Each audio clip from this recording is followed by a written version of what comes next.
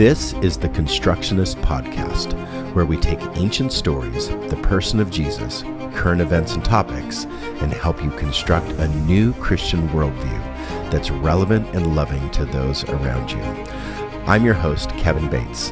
I'm a semiotician and community builder, looking at the signs of the times to build a better future together.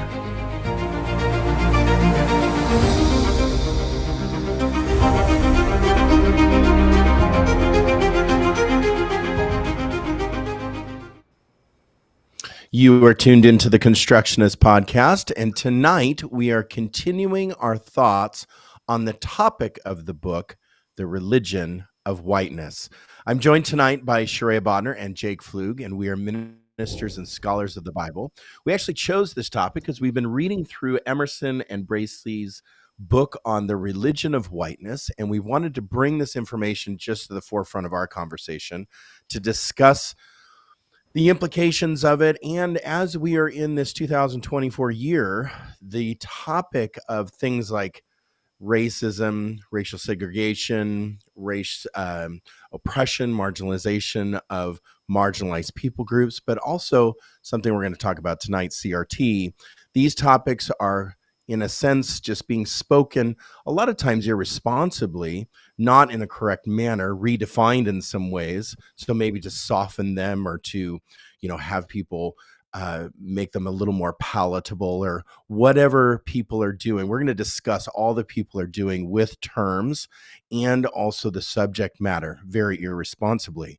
We're going to discuss it responsibly. What people are doing with it is irresponsible.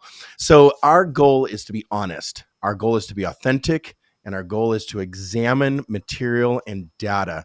And our friend over at Dan McClellan's podcast, Data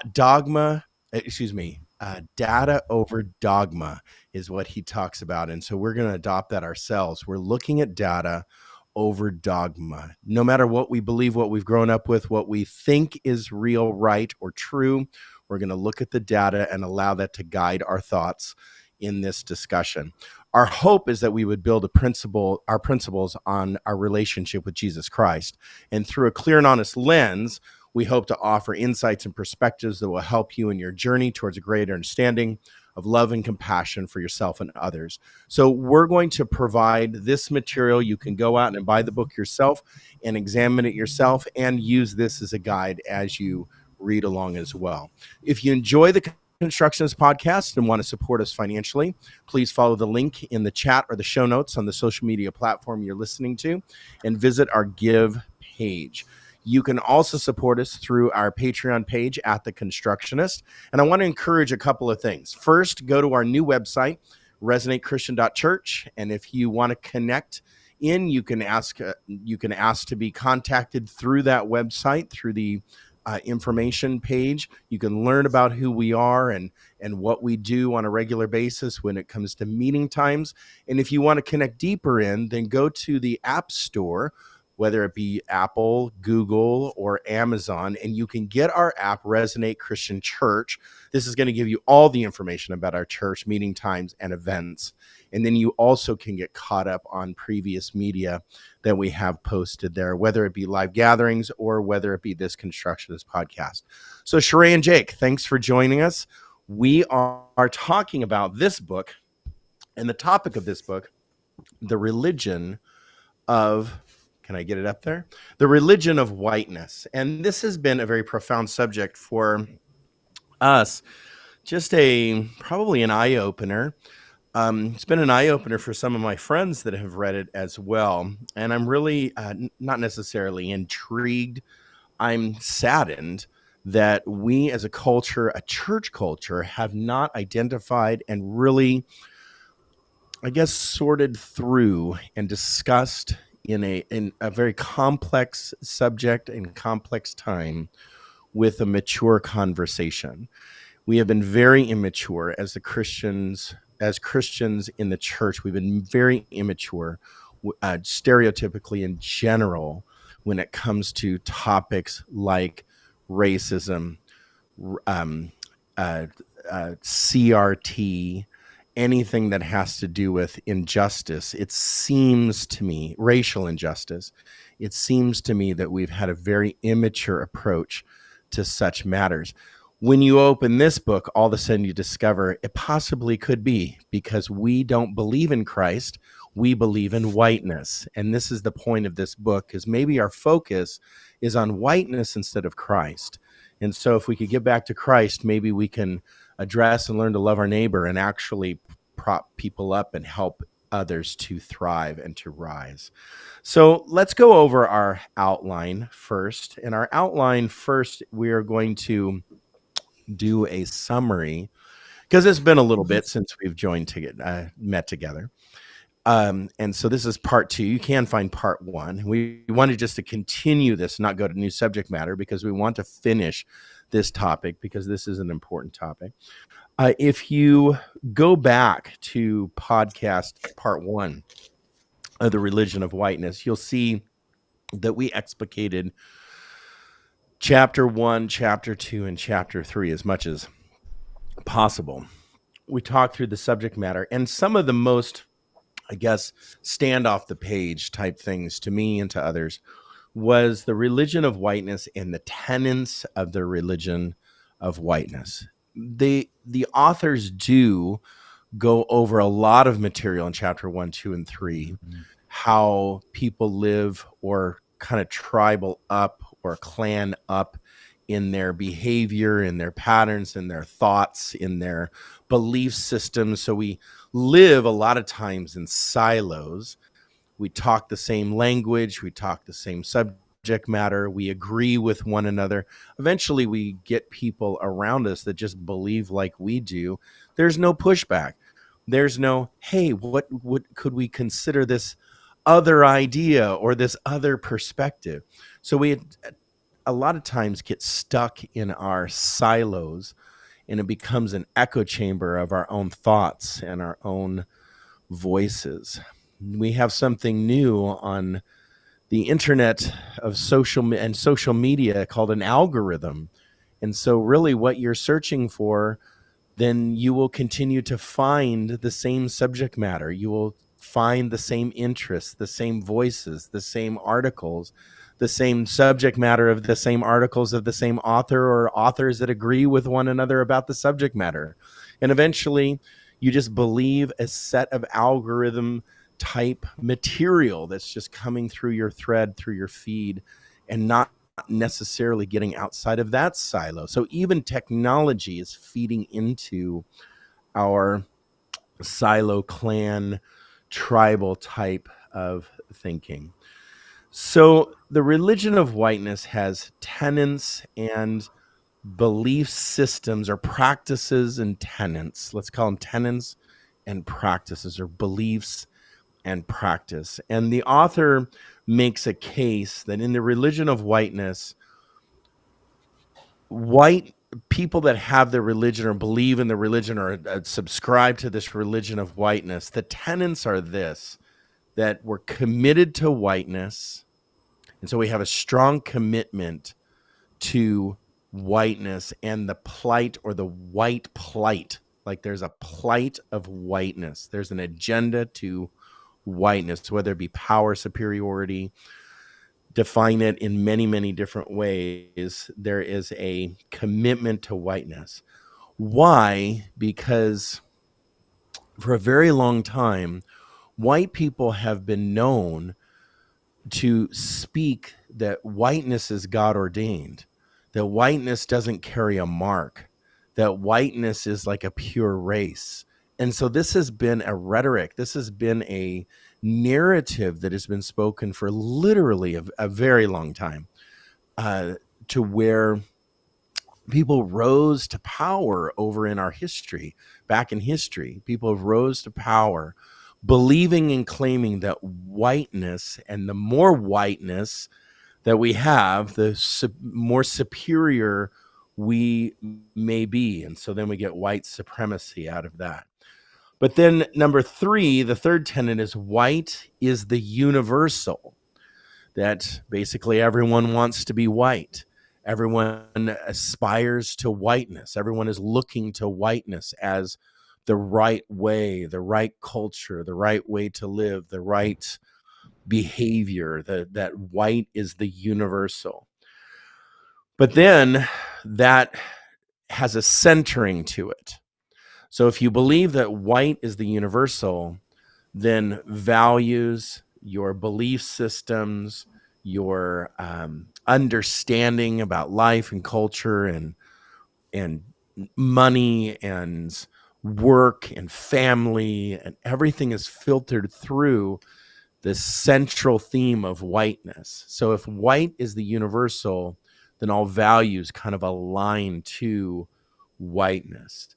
And the tenant then is, if it's universal, and is the universal, and all values then align to this universal principle of whiteness, then what is the religion of whiteness? Well, in general, it's Christianity.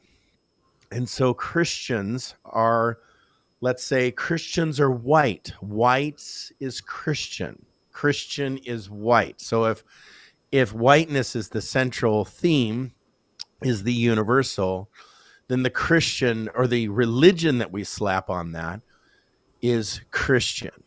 And so therefore our nation, especially in the United States of America, that our nation then has to be Christian, and also white is the universal principle of our nation. And so therefore you get Christian nationalism. All of this then puts every single other minority, person of color, black people, brown people, all minority, puts the minority in an inferiority to whiteness. So that's the conclusion to these tenets, is that all other minorities, all minorities to white people is inferior or are inferior to the universal principle, the universal principle of whiteness, that all values, belief systems, structures, and filters then align to slapping a Christian label on it. So therefore, anyone that's black, anyone that's Latino, anybody that is Asian, any other minority then is superior to that value system if they don't hold to it, or just the whiteness in general. So there's some practices that we, in this whiteness, we then have practices to support the religion of whiteness. And that's a selective, and especially Christian whiteness. So if we're white, then we have the Christian label slapped on us. And therefore, we have to bolster that idea of religion, of whiteness. So therefore, we're selective in our scripture use. So we are very selective in the scriptures that we, like pastors, will preach, very selective in the scriptures that we use to prove that, let's say, there is no racism, that all people are equal. Therefore, if we just believe they're equal, then they will be treated as equal, things like that. So we use scripture to try to bolster, a selective use of scripture to try to bolster the religion of whiteness.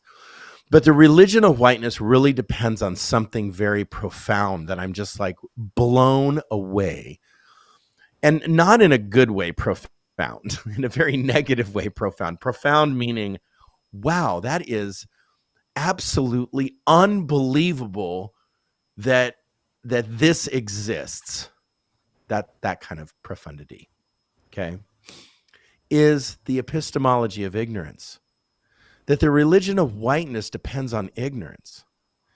It's like the low IQ subject, where if you just peel back one layer of the onion, like with critical race theory and all of the shots that have been taken at critical race theory, if you just pull back one layer of that onion, you will see that whoever is spewing the rhetoric of critical race theory is completely Pause. Hold on. propaganda to get you to believe a certain view of identity politics that they have. And so honestly, that is just complete dogmatic thinking and manipulation. Kevin, Because can when you I can I hold on a second, when you apply critical race theory, you'll Mhm. discover that really, I mean, there's a great movement, but not only a movement. There's a great amount of information that can inform us about how to do the hard work, putting steps together to make progress in certain areas. Go ahead, Jake. you said like whoever spews critical race theory. I think you meant anti-critical race theory. Yes, yes, I'm sorry. Yes. So whoever spews the rhetoric against critical race theory, is that better? That's much better. Yeah. Okay, thank you. Can I give And an you hear example? No, just constraint. naming. No, Yeah, can I okay. give an example? I have one to Oh, give. yeah. Go ahead. So there's a later part in the book where they're talking about interviews that they conducted, and so they'll bring up a piece of scripture that doesn't mesh well with the religion of whiteness. So, um, for example, like treating the immigrants in your community well and making sure they have what they need. Yeah, and we're going to go over the graphs and stuff later, but they talk about what would happen is white Christians would look at that and immediately disagree and be like, well, more context is needed. You got to look at it in context. Um, and they would get that response with people of color too. But then those people of color would like open their Bible apps and look at the context and try and figure out what's going on in the Right, scripture. Whereas right, for most white Christians, that was a way of shutting down and not seeking further knowledge. right. Well, a an attack on critical race theory would be to lump all education about Anything. um, yeah, yeah, no kidding. The history of segregation or Jim Crow laws Mhm. or anything, Martin Luther King and the progress that was made during the civil rights movement and such, and just lumping all that into, well, that's just critical CRT as like an educational like CRT is some kind of educational platform. So we're going to unpack those ideas and address those ideas in this episode, and I'm really excited to do so. The last, and we can spend honestly, we can spend an entire 10 episodes on each of these tenets and practices Mhm. because they play out in all kinds of forms of life. And honestly, I'm growing in these areas too. And so I find myself like working through my own hangups Yeah. when it comes to the things that I learned and I was taught through a very white lens. And when you Okay. learn through a very white lens, it's almost like you have the blinders of ignorance on that you have to take off and say, okay, why was that spoken that way? Why did I learn that way? And can I learn something different? And am I able to not be so fragile in that process? I think two slogans of the epistemology of ignorance. If I think of all the slogans out there right now, it's Yeah. probably I'm colorblind or I don't see color coming Mhm. Right. from the mouth of a white person. That is epistemology of ignorance. And Right. also that all lives the slogan all lives matter. Right. Do all lives matter? Of course they do. But it's the epistemology of ignorance that is shunning the idea of that another life might need a little more attention at this moment. Mhm. Right. Go ahead. Well, and also the when you're a person that traditionally is in the position of power, when you start speaking that, another like narrative that basically is anti than a minority narrative. Mm-hmm. So when you start speaking a narrative from a position of power, then all of a sudden automatically that larger narrative, right, then drowns out the minority narrative. Happens all the time. Um, and so we need to unpack that from a Christian perspective. None of that speaks what we just talked about in the anti-CRT and the all lives matter, and I don't see color, and I'm colorblind, and just kind of shunning the subject matter. All of that does not speak love your neighbor. None of it speaks love your neighbor to me.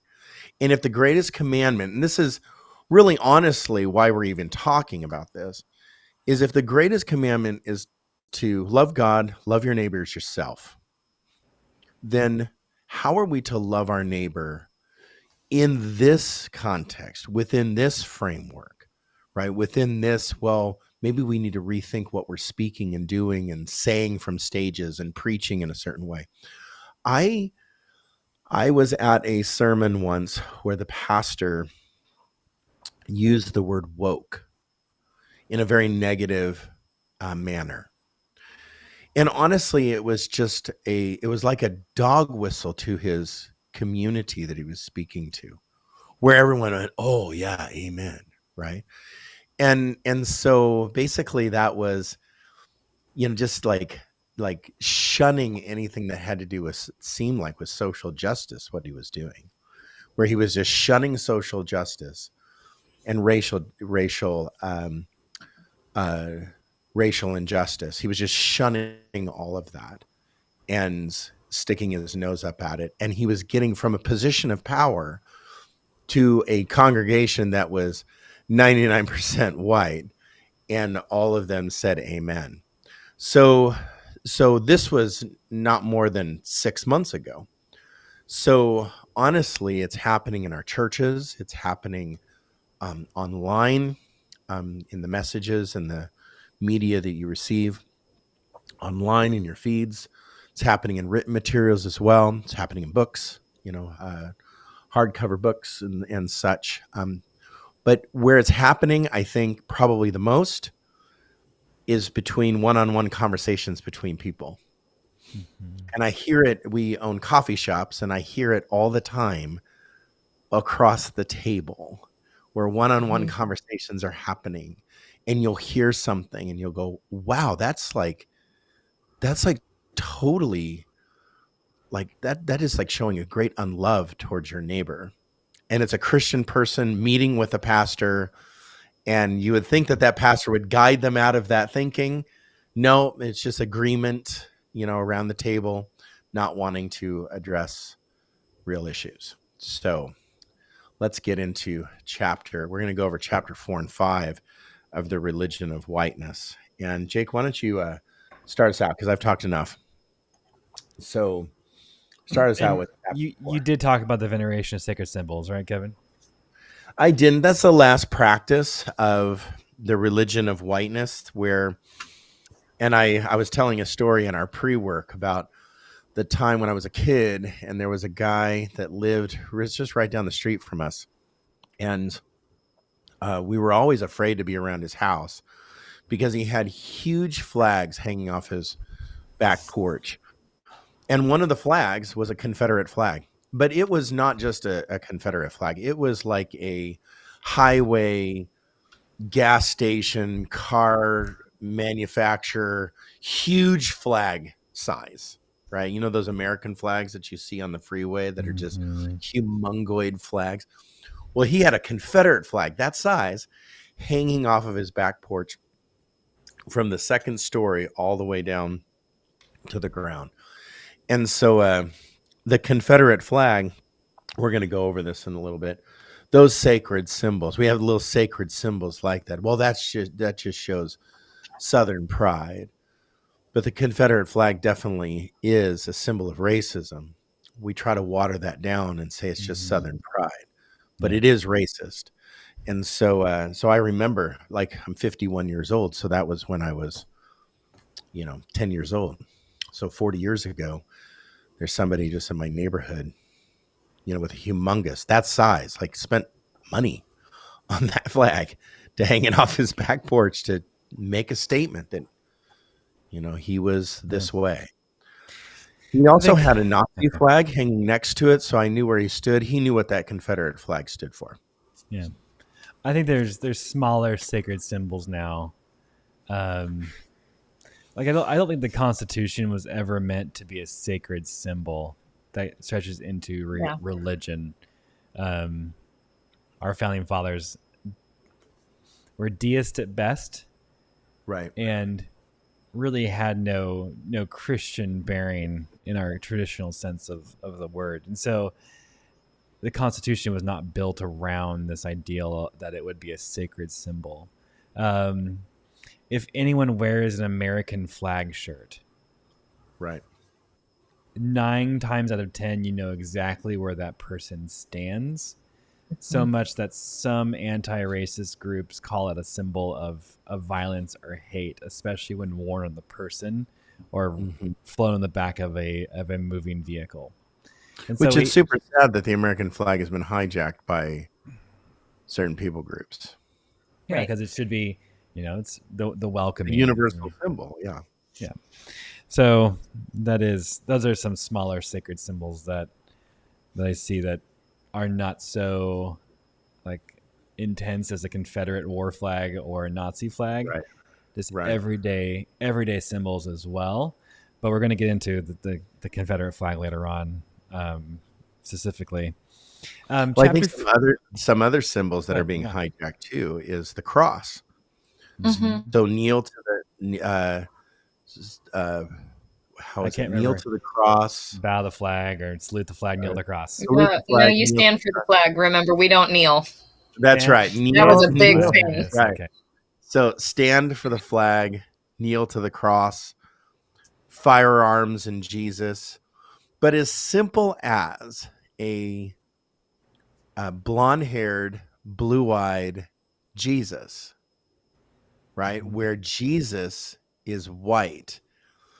That symbol or that version of Jesus is identifying with whiteness versus putting him in the ethnicity that he was. Brown. We put him in whiteness. And so anybody that's white, honestly, I've heard it on news channels actually that Jesus was white. They'll actually, like, some people are that they have that much ignorance to think that Jesus looked like and is symboled like the pictures and paintings that we have seen of Jesus just being white. Yeah. Santa Claus was not white either, just so we know. So chapter 4 really is built around 3 different charts. So we'll show each one, then we'll talk about it. This is the first one. And the idea of this section is the respondents were first asked, should the Bible be used to determine right or wrong? And then some normal baseline question was asked, is it bad or not to swear or to use curse words? That was their control. I'm not sure their sampling size, and so I'm a little bit okay about this one, but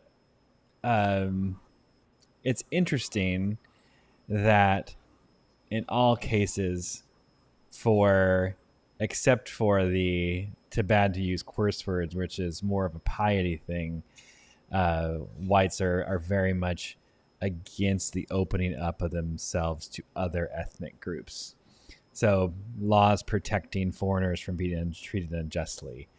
Is it bad to confess sins committed by me or my ancestors against the nation? Like, especially in our area, there was mass Native American graves that were found with some in some schools nearby. And also, like during World War II, our expo center was the Japanese internment camp in Portland. And so, like, we definitely have a rough heritage when we talk about other ethnic groups. in the Black people area. had known property for a long time in Oregon, and Yeah. Mhm. Then you had the idea of is it okay to even listen to the complaints of ethnic minorities, and how low that is, that voice shouldn't even be heard. It shows strongly the epistemology of ignorance. Mhm. Anybody else have anything to say before I take this graph down? Not on well, that. Oh, I think it shows that there's an agreement, or at least not so much differentiation, right, between certain people groups over almost like, I mean, can you say not racially charged, or um, what's the word? What's the language that I need to use there? I'm sorry, I don't have the right language. It seems like that people are in agreement over things that don't threaten their power, like curse words, Hmm. social right? justice things. Right. So things that threaten other people's power, right? Their own Uh, power. So if it threatens their own power. right. Hmm. Then we're in agreement. Like curse words, in that graph, everybody is just pretty much in agreement. We shouldn't curse, right? Well, 1 out of 2, basically. Ish. Itch. Yeah. Yeah. I mean, there's a universal, like, 50%. right. Anyway, go on. Okay. I interrupted. I just saw that first one, and I Yeah. thought, wow, that's really kind of flatlined there. And why is that flatlined? Mm-hmm. Go ahead and open that up again and look at the one that has the most The most difference. is listening to other complaints to other ethnic groups. Right.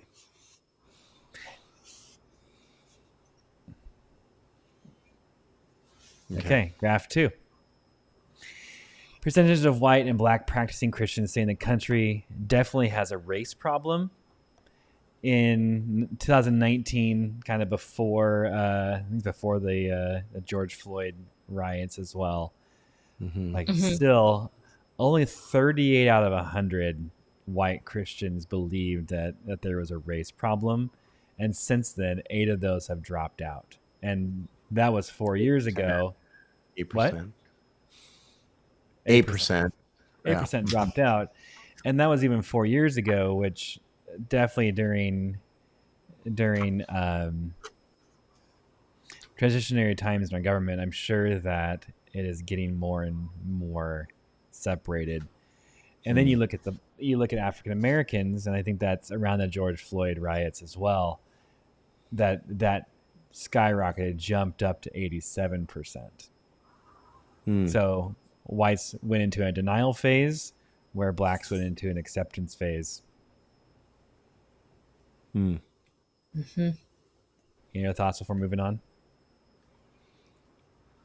I'll shrink this a little bit, put it over my own head. Well, you could, in the first one,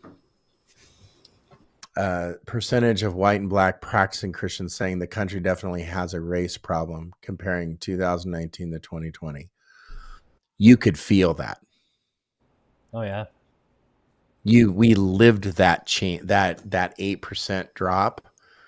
We lived Yeah. that. You could feel like like a cultural shift. So even though 8% doesn't feel, I guess, like a huge change, that was a huge change that you could sense and feel in our culture.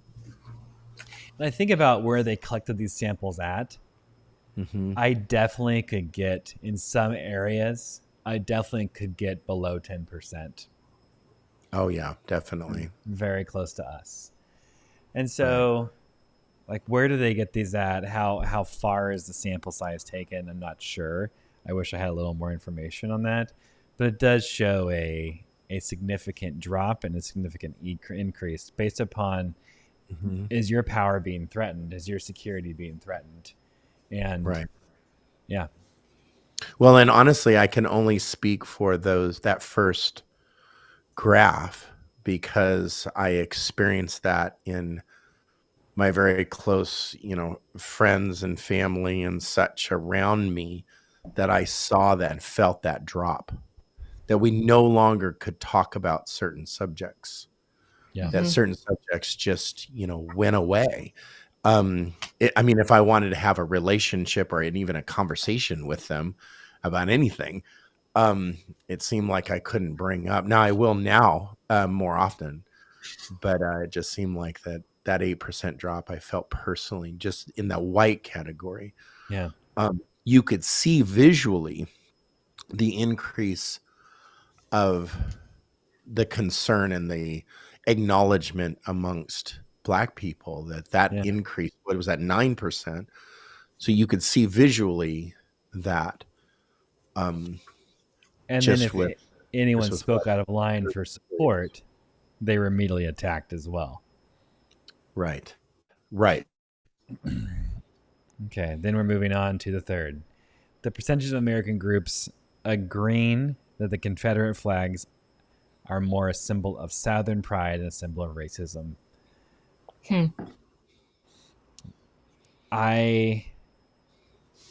Thanks, Trey. I can feel this. I Yeah. definitely have been in environments where it's a state versus federal rights, that Hmm. the flag was not a racist movement whatsoever, the Confederate flag. um, 74% of all white Christians believe that the Confederate flag is not a symbol of hate.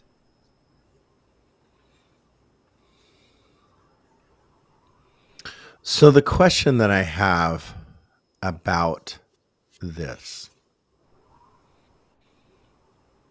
about this graph, Mhm. is why do you think that white Christians are more apt to say that it's Southern pride versus white religiously unaffiliated people? What is it about religion that drums up that, like if you look at that graph, right? And you look at Black Protestant all the way up to white Christian, right? That is a percentage change. Okay, I'm assuming Black Protestant and white Christian, they're Christians claiming some form of Christianity, Mhm. whether it be Baptist, Pentecostal, Christian Church, Church of Christ, something, right? They're affiliated somehow to Christian. Why are we so, that just shows cult to me. Um, That I white think Christian is so out of proportion that we're so willing to just kind of spew a narrative about something just to continue a almost cult. we're missing the idea. I think that how big the Southern Baptist movement is. It is a huge denomination Yeah. in our country, Yeah. even stretches far into the north, and how a lot of Baptist preachers and ministers come out of Southern Baptist, Mhm. locatively, like where they're at.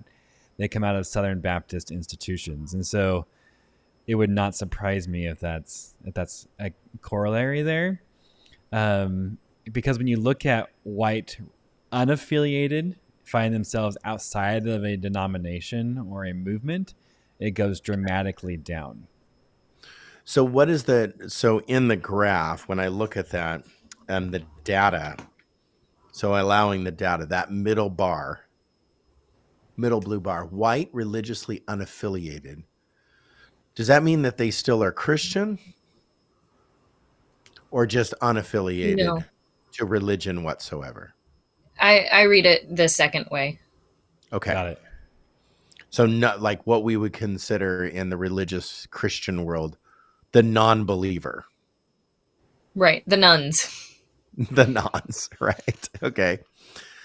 So to me, when I look at a graph like that, and I see one group of Christians, Black Christians, that acknowledge something and say that's a symbol of racism. So That's not strongly too. so strongly compared to Mhm. supposedly the same kind of Christian, Jesus believing Christian of some kind, right? Is so disproportionate to me that I look at white Christianity as culty. I mean, that's what we're reading about, the religion of whiteness. That is the cult that Right. we're still in our cult series, just in a different way. Well, it's mind blowing when I look at that graph. It's just so different because it would be okay, reasonable that a certain percentage of white Christians believed in Confederate flag being Southern pride, but not that. I mean, that just speaks. That is not Christian. I'm just going to say it plain. It just doesn't seem very Christian. Right. I also think it's interesting that the Southern flag, or the Southern, like the Confederacy Confederate flag. flag, is hardly ever used. It's usually the battle flag. And so it shows kind of an indignation, or It's ignorance as well. it's ignorance, but also like the battle is still there. And so when we look at that, at that cross, like that X flag, like it shows I'm still fighting. And I Right. think that African Americans can finish the sentence, for myself to still be superior, to be a whole person, not a 3/5, or I forget what it is. Well, the Confederate flag is the battle flag. So what we consider the Confederate flag, this universal, X flag that you see behind on trucks, because it's not the stars and the bars Confederate flag. But the battle flag, just peel back that onion and go, well, what are you fighting for? Why are you still fighting? Why are you still fighting? Like, You what are you lost. fighting? Where's the pride? Yeah. Anyway. Okay. Jeez. Those are the graphs. That's how you started out chapter 4. I think you want to move into CRT, Ashura. That'd be awesome. Eventually. I mean, do we have any other practices? I think you hit on something, or maybe we all did, that and maybe this moves into CRT, is in the religion of whiteness, there's a superiority, but there's also a superior morality, that we are the most moral. Our way is the most right way of living. Therefore, we are the most moral people. Our way is the most moral. And in the religion of whiteness, it was a campaign slogan a few years ago to say that white was right. Correct. Yes. Okay. Let's do CRT next. Well, let's hold on a second. Okay, never mind. Sorry. Yeah, not yet.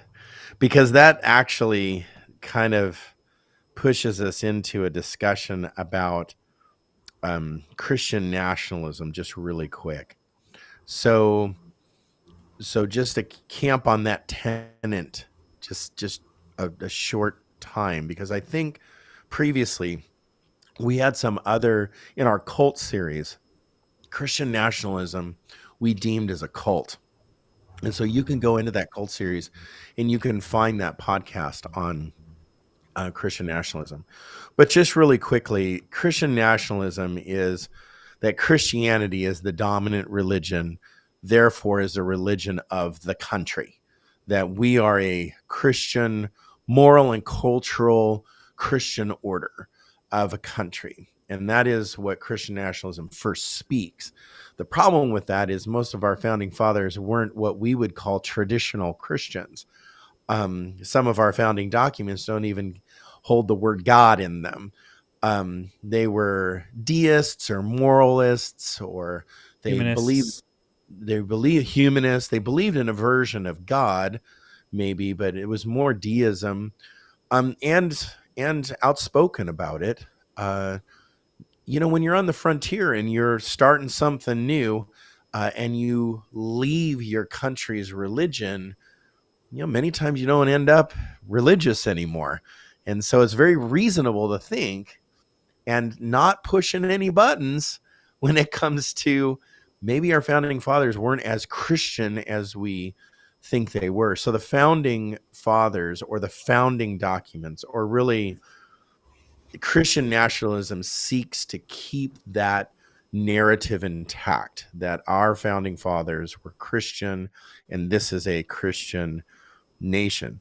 When you say that we have freedom of religion, that means that all religions are free to worship in the manner that they're worshiping here in this country. So just that one statement removes the Christian label. That's the problem with saying we're a Christian nation. So Christian nationalism then moves into, if Christianity is the dominant religion and we're a Christian nation, then we should have Christian laws. And so therefore our laws, and on down to the state and the state constitution and the state laws, all of those laws should be Christian. Why? Because we have a moral superiority. So when it comes to preserving the status of the Christian state, we first start with a false narrative. And the false narrative is that we are a Christian nation, and founded by our founding fathers were Christians who wanted a Christian nation. So that false narrative then plays out almost into a theocracy, where our dominant Christianity then therefore is represented through all laws and practices.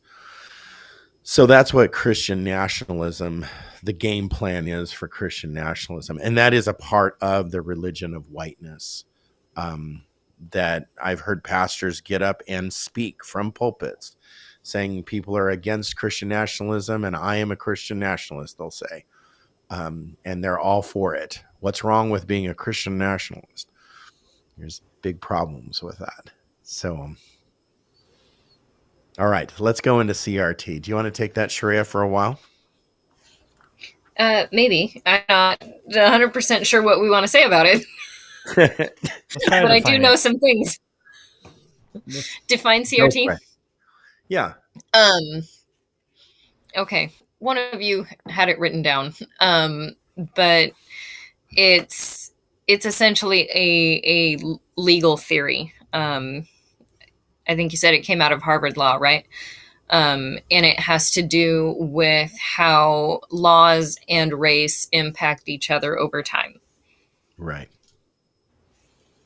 Perfect. Yeah, it's a critique about how race shapes and is shaped by. Yeah. Race shaped and is shaped by. So our laws, like for example, anti-slavery laws, where people could be imprisoned, and that was just a new form of slavery in the 13th Amendment. So laws. Were you going to correct me on something there, Jake? No. Oh, I think I'm speaking that correctly. That certain laws even were ratified and put in place that continued some form of, indentured servitude of some kind when they're over prisoners. a long period of time. Yeah. And then you have but I mean, you can even make that case with laws against drug possession. Yeah. Right. In particular, marijuana. So I was actually thinking the 3 strikes you're out rule from the Clinton era. Like that. Right. Predominantly. Where impoverished areas usually are, dominantly populated by minorities, and drug use and such things in impoverished areas are higher percentage, and the policing of those areas then become greater. Therefore, the most incarcerated people are, many times People of color. minority. Yeah, people of color. Think of like laws in Oregon, especially of blacks not being able to own property until like Hmm. 1970. I can't remember how it was. It was sickening late. I'm not sure how late it is, Hmm. but it is insanely late. Disturbingly recent. And not necessarily if it was that held up or not, I'm not sure, but how that has shaped the landscape of who owns Hmm. property, especially in Northeast Portland. Mm. Um, uh, like we have laws in our country about where you can place trash dumps. And if you just plot map where dumps are at, and then also where before those dumps went in, where the poorest areas were at, those oftentimes correlated to where that trash transfer station or dump area would be at.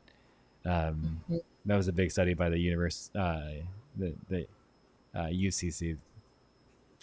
Um, yeah, so how laws affect race and how race affects laws. I was just looking up the lashing law in Oregon, or black exclusionary laws. So 1926 were removed in 1926. Now you think that, well, that was a long time ago. Well, it was a long time ago, 100 years ago. But how has that affected the shaping of other laws as well that are not off the books? Called redlining as well, right? Redlining, yeah. Right. Mm-hmm. Right. Or even you look at like the town that we're in, the school district with their districting maps was so purposeful to put the most low income housing into one school. Like it is hilariously noticeable what they were trying to do.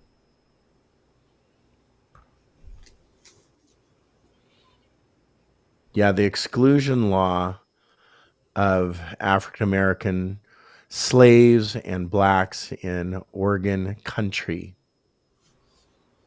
Slaves was declared to be illegal. Slavery was declared to be illegal. Any free blacks age 18 or older had to leave the area. Men within 2 years, women within 3. Black children were permitted to stay in Oregon until they reached the age of 18. So they weren't even allowed to live here. Hmm. Uh, and then over time, those exclusionary laws then ended in 1986. For a long time, there black people couldn't own property, and then when they were first allowed to own property, it was up in North Portland and such. So only in certain areas were they allowed. So the exclusionary laws post slavery certainly lasted quite a number of years, and Mm-hmm. CRT, the way that I understand and read CRT is, number one, it's an academic theory.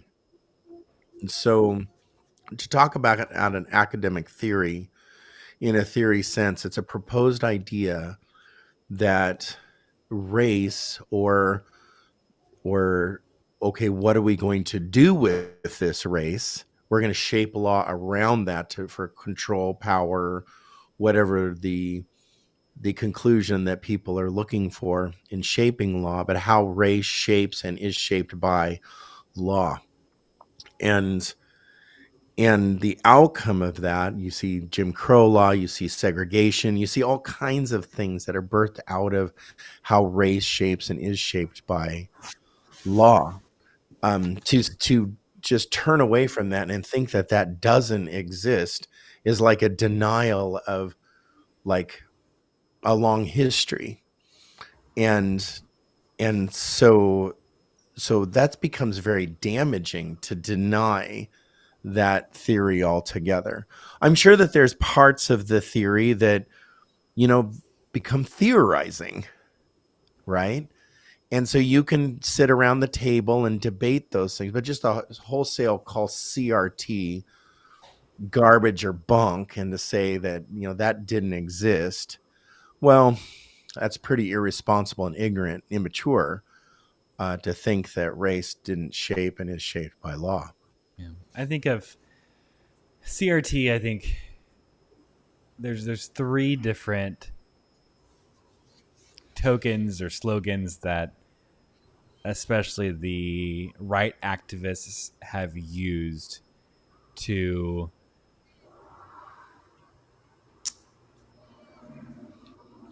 I don't know what would you call it, just kind of mobilize their people behind a set Mm. of values they don't even understand themselves.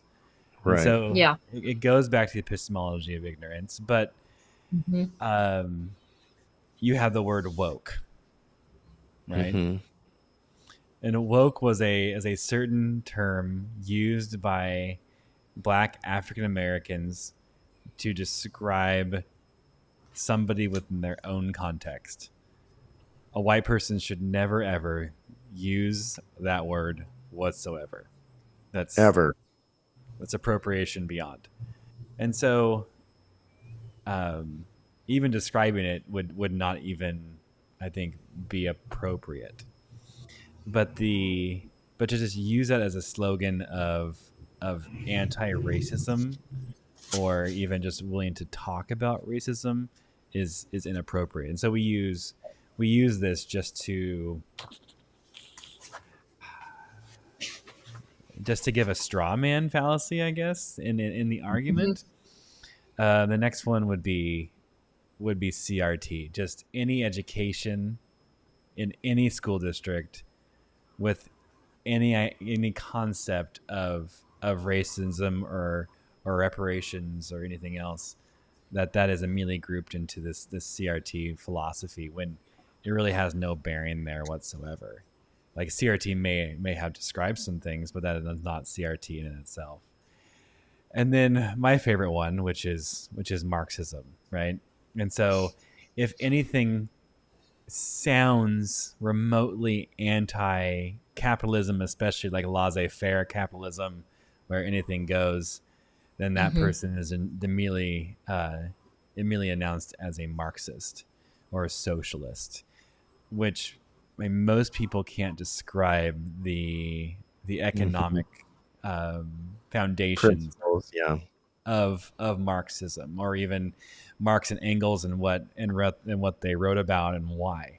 Um, Well, I would say also that in this context of religion, anything that sounds a little bit off from the religion of whiteness, right, is Marxist. Mm-hmm.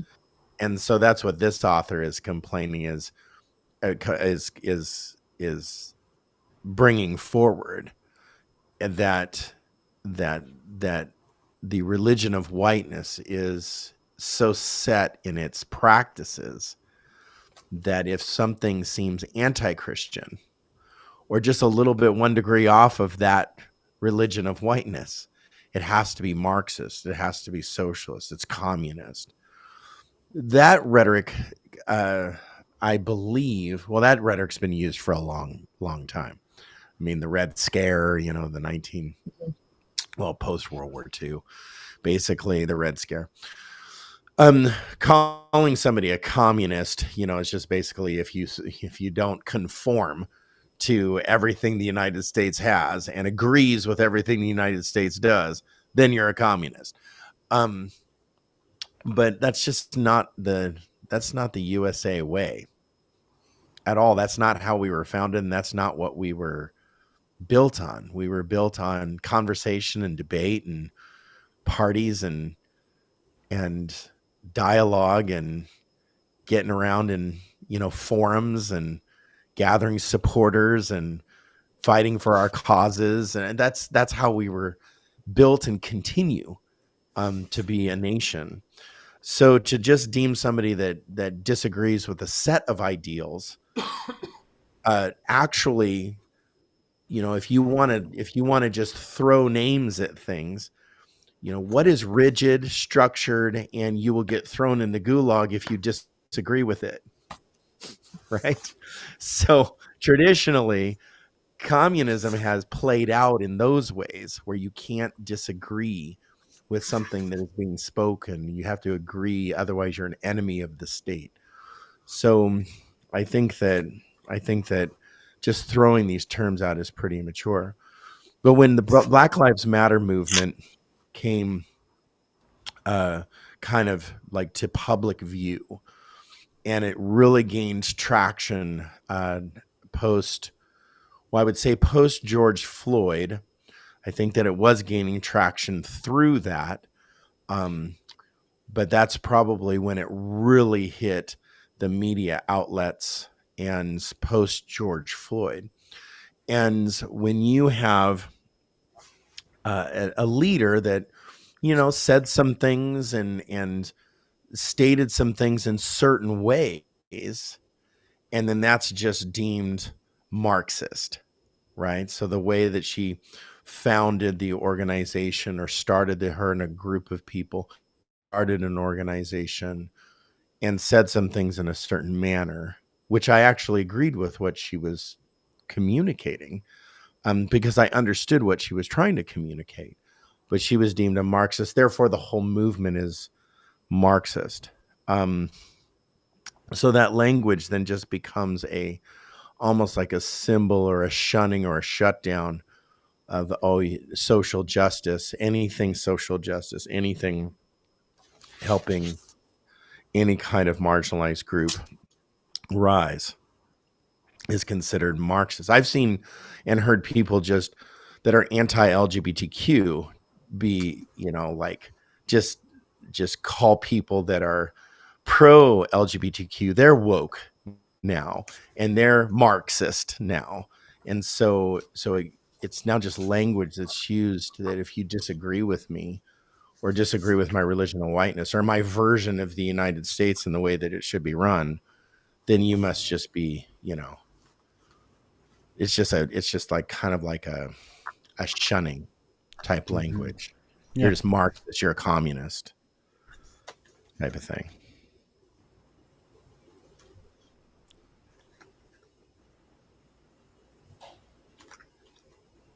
Are we stuck? Do we need to get unstuck? Where are we going from here? Well, I think that there's a great step 1, step 2, step 3, step 4, step 5 process that I believe that is really crucial to go over to teach how the religion of whiteness becomes, in a sense, just entrenched, I guess.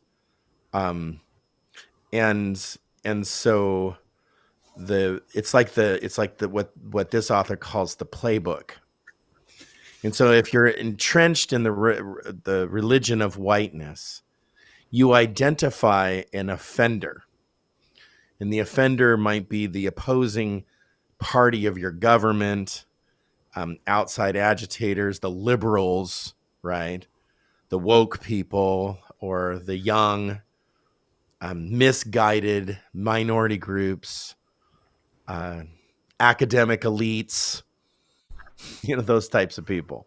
So we kind of wholesale throw our offenders into this bucket, and we identify those are the people that are against us, right? And then you build a defense. That's only step 1, but that's really done. Yep. It's really done well through the media.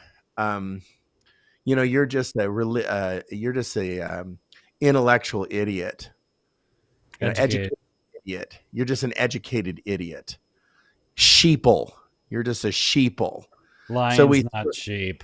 Lions, not sheep. When it's like the Bible uses sheep as those are God's people. So I don't get that. You're just sheeple. So we throw a name call. Millennials. Millennials. We're 40. That new Z generation. So those people, Marxists, so we throw those people in as the offender, right? And then we build a case against those offenders through religion. So that's where we selectively use the Bible to pinpoint out they're wrong, using scripture to point out, no, see, it's proved that they're wrong. I just preached through, and Jake helped preach through the book of Revelation. And you see it everywhere, misinformation about the book of Revelation, that we are living in those times today, the end times. We are so close No, we're not. for Jesus to come back. No, he's not. Honestly, somebody that I had an appointment with the other day spent 15 minutes of her time telling me how the end of time is coming, that the No. things that she sees everywhere point towards Jesus is coming back soon. So we use religion all the time to kind of like build our case against those people, those offenders. But then we have to simplify, and we simplify using words. And this is where my semiotics come into play, because words are powerful. Symbols are powerful. You can throw up a symbol and everybody knows what that symbol means. Like the dollar sign. Everybody knows what that means. That's a symbol. You look at maybe a treble clef. To people, that just means music, right? So you throw up the treble clef. Oh, yeah, that must be a musical symbol. So symbols are very powerful to point towards an understanding of something greater, whether that greater is false or real. So that greater might be not totally a lie, but we say the word woke. You're woke, right? Or this is wokeness. There was a gentleman, he's passed away now, and we were at my daughter's symphony camp. We're in line waiting to register. And he said, "This is a pretty woke camp." And I just kind of looked at him and I didn't quite understand like what he actually meant by that, because I was confused, because I actually didn't hear what he had to say, or didn't hear the word woke clearly. But he said it like 2 or 3 times to me to just communicate that this camp accepted LGBTQ people. That was his whole thing. That this camp was woke because they accepted all these people. I'm like, aren't we at a symphony camp? And we're That might not have at been a. step one, Kevin. Was that step one? Oh yeah. Well, so okay. I So mean, the well, no, symbol, I think he the was trying word. to identify, are you in or are you out? Are you a safe person for me to say my racist stuff to? Or, He was Yeah, dog whistling you. he was dog uh-huh. whistling, right? So the word woke is a dog whistle. The what Rush Limbaugh did back in the day of calling people feminazis and just like demonizing liberals, Calling and opponents comrade, by instance. right, calling opponents comrades. Those name calling things are dog whistles, and honestly, just saying socialist, Marxist, woke, all of those are just dog whistles, and really they're not defined, but you know exactly where that person stands when they say certain things like that. And yes, that person was probably trying to like find out, where I stood along with him. So then we proceed to maybe attack, somehow get on the attack. Maybe it's our narrative. Like a preacher will come up with a mantra or a narrative. And every Sunday, that preacher will get up and say, the world is a difficult place, isn't it? Right? Well, we are seeing some crazy times today, aren't we? The world is crazy times. So we say things that build a narrative, right? And that is just proceeding to to attack. Well, when you do that, you put then the next step, according to this author, is then you put the offenders on the defensive.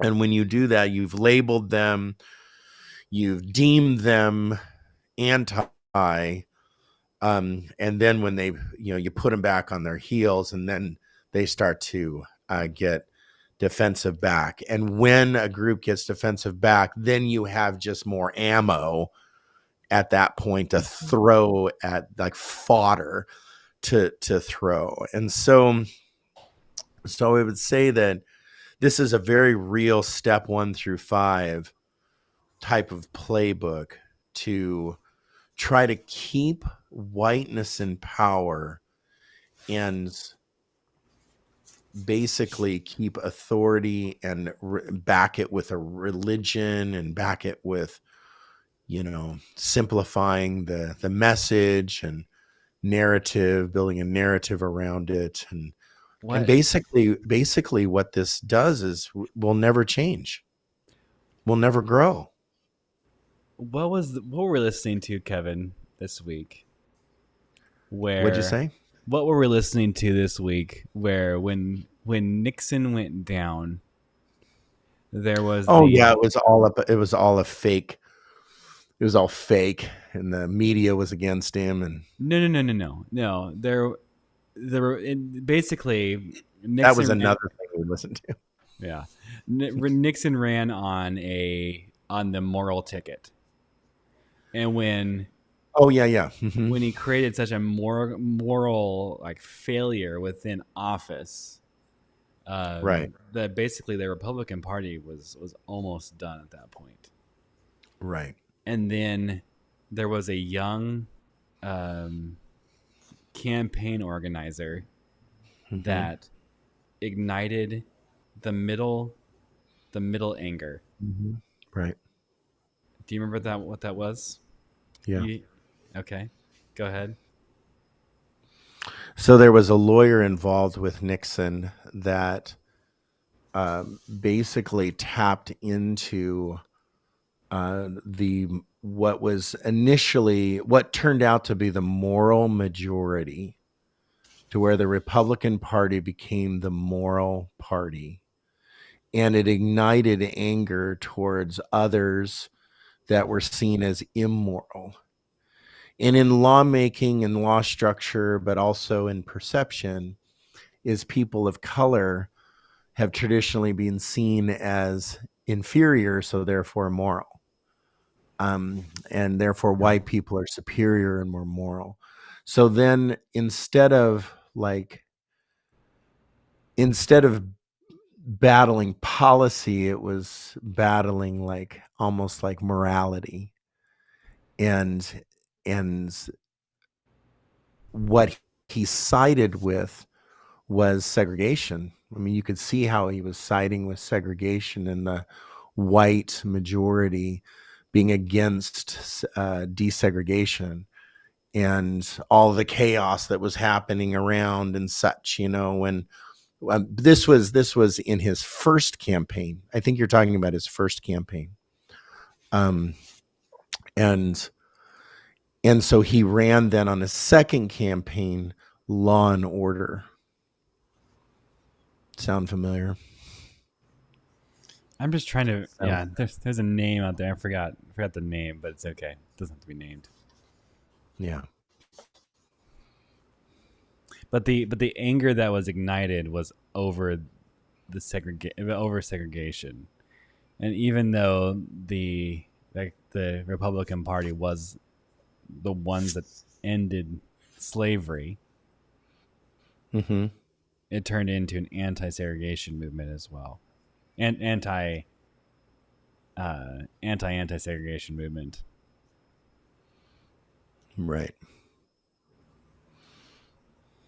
Okay. Awesome. Do we have time for chapter 5? We really don't. We're at hour 20 now, so probably not. Yeah. Yeah, totally. Are you you're looking for the name of the person? Yeah, what was that guy's name? That was the playbook, right? When we talk about the playbook, even though Right. it goes back, I'm sure, millennia to try to get the other person more angry, but then to ignite anger in your own people group to fight against that anger. Like Mm. that is the basis of a coup. Explain that more. So, I mean, to overthrow a government, you have to ignite anger. Okay. And so most coups are based on the idea that your people group are the majority and they should be the ones in the right. And so you ignite that anger of being mistreated so much that they retake their position of power and don't release that anger. And so when politicians tap into anger, that's when we start to lose democracy. Mm. And that's when we go into coups. And that's why I think we saw January 6th as well, because so much anger was ignited that provoked or unprovoked, it was still there. Led or not led, it was still there. But so provoked that that a coup was attempted. I think that's the very basis of it. And so, but to control and to harness that anger and win, that's where the kicker's at. Mm. Go ahead. Well, that happened in the South. I think what you're talking about happened in the South with Lee Atwater The Lee Atwater, wasn't he L.A. and Nixon. So Nixon and Goldwater, Gold. My history. It's all good. Well, we'll just leave that as it is. I'm just guessing. I haven't researched that enough. But all right, I think we've gone over enough tonight. That was a lot. I think we need to spend some more time with the religion of whiteness. So next week is going to be part 3. We will cover this. If you want to get this book, you can get it easily. The Religion of Whiteness. It's I don't know if it's in softcover, but I have a hardcover copy. The Religion of Whiteness. It's not very long, but it's very dense. There's a lot of information in this book to go over. Michael Emerson and Glenn Bracey are the 2 authors, and so it's a good book to pick up.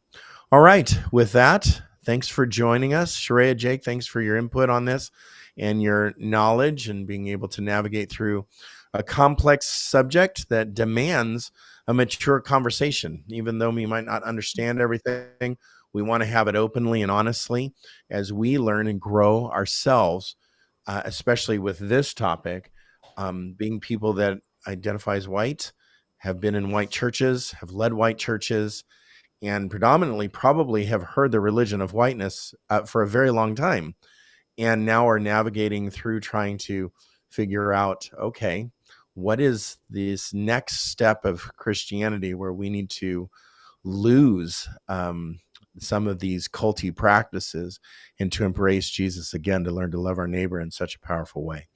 So with that, thanks for joining us. Good night.